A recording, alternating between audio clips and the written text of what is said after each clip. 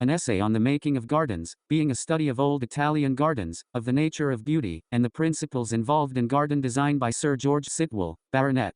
Preface. To many excellent people who take a gloomy view of life, studies of art and beauty seem to be but trifling. I must therefore urge as an excuse for this essay that the greater part of it was written during a period of broken health, when slowly recovering from the effects of overwork. Further, I would plead that a serious purpose lies behind it, namely, that of influencing the newly recovered art of garden design. The revival of garden craft is the work of English architects, more particularly of Setting, R. Blomfield and F. Inigo Thomas. But still, as in the days of Fynes Moryson, the formal garden in England falls short of the great examples of the Italian Renaissance. It is seldom related as it should be to the surrounding scenery. It is often wanting in repose and nearly always in imagination. During the last few years several sumptuous volumes have appeared illustrating the old gardens of Italy, yet except for a few hints given by Mrs. Wharton in her most valuable and charming book, little or nothing has been said about principles. If the world is to make great gardens again, we must both discover and apply in the changed circumstances of modern life the principles which guided the garden makers of the Renaissance, and must be ready to learn all that science can teach us concerning the laws of artistic presentment. I intended to publish with this essay another on the history of the garden during the Dark Ages, but here again time, against whom I am beginning to have serious grounds of complaint, has been too much for me. However, so far as matter is concerned it is complete, and I hope to issue it in the autumn. Everyone who has traveled in Italy appreciates the courtesy and kindness shown by Italians to strangers of all nationalities. Perhaps one would not be wrong in saying more especially to Englishmen. Since I first began in the early 90s to study old Italian gardens I have visited more than 200 in all parts of the country, and I cannot sufficiently express my thanks to the owners. George R. Sitwell, May, 1909. On the making of gardens. One time is a wayward traveler, who sometimes rides post-haste through thick and thin, sometimes loiters on the road or falls asleep in the saddle, so that, fearing he is engulfed, we are half inclined to send with ropes and lanterns to drag him out of the deep miry ways. It is therefore not surprising if now and again the events of a century are crowded into the annals of one brief lifetime.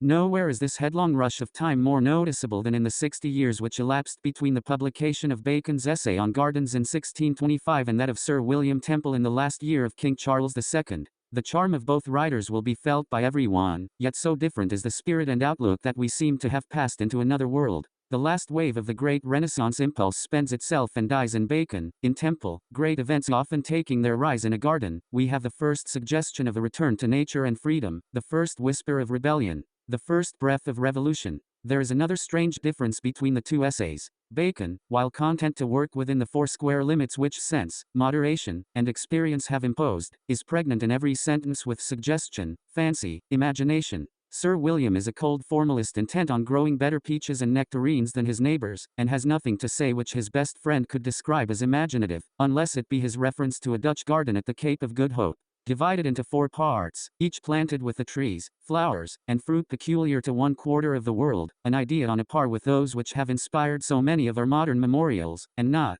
as Sir William himself must have been aware, belonging to a very high order of imagination. The classical decadence, the revolt against formalism, the landscape garden, gardens of Italy, town gardens, garden magic, motives of design, garden detail. 2. The Italian feeling for sensation has often been spoken of. Perhaps the best example of this is furnished by another villa at Frascati, the great 16th century pleasure house of Mondragon, which was built and altered and added to by a succession of popes and cardinals. From the gate on the Monte Porzio road, a long dark avenue of cypress points at the palace, as a cannon at a star, but the easier and more usual approach is to the right between sweet box hedges shaded by forest trees. Higher up is an ilex avenue, under which the ground is bright in spring with the rose and mauve of the wild anemone and bolder pink of the cyclamen. Groves of olive cut off the distant views, and near the house the avenue is doubled and trebled with older, darker, gnarlier trees.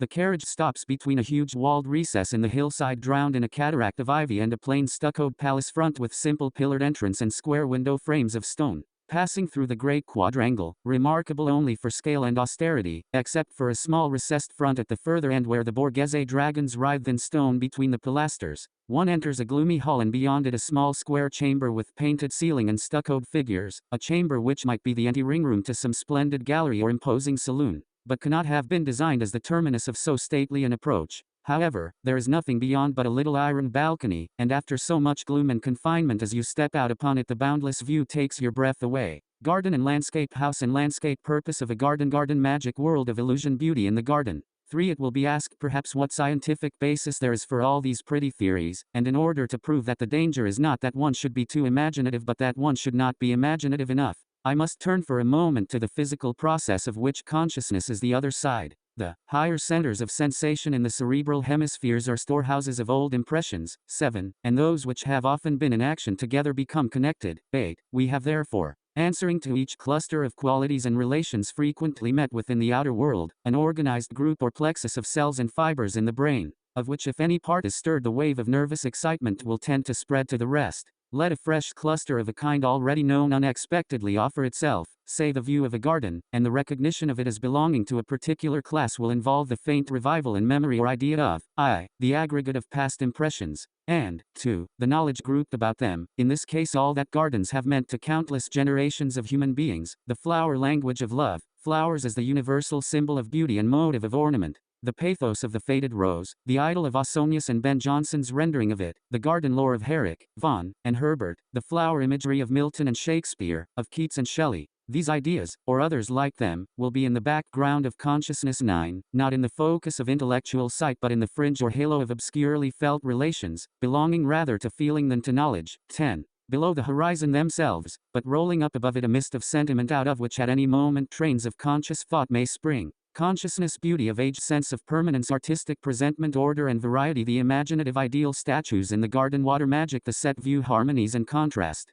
For to make a great garden, one must have a great idea or a great opportunity, a cypress causeway leading to a giant's castle, or a fountain cave where a ceaseless iris plays on a river falling through the roof, or a deep clear pool with an underworld fantasy of dragon-guarded treasure caves lit by unearthly light, or a mighty palace quadrangle lined with hanging gardens of arcaded terraces, or a great galleon in a lake whose decks are dropping with jasmine and myrtle, or a precipitous ravine with double bridges and a terrace on either hand. But it is possible to introduce a touch of imaginative beauty into almost any garden by finding the most perfect form for one of its features, or by giving expression to the soul of some particular flower or tree, as with the Virginian vine on the trellis arcades at Schwetzingen and the cypress in the Giusti Avenue at Verona. Sculpture, motives of design, moral influence of gardens and imagination, art that enriches life, old age in the garden.